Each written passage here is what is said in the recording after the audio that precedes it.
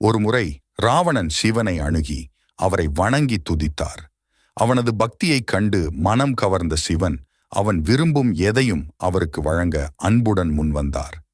தைரியமாக ராவணன் சிவனுடைய மனைவியை பெறுமாறு வேண்டினான்.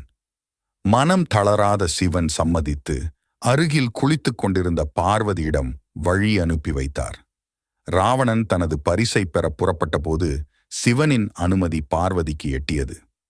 ஒரு புத்திசாலித்தனமான திருப்பத்தில் பார்வதி ஒரு தவளையை அதிர்ச்சியூட்டும் இளம் பெண்ணாக மாற்றி அவளை ஒரு ஏரிக்கரையில் வைத்து ராவணனை ஏமாற்றினாள்.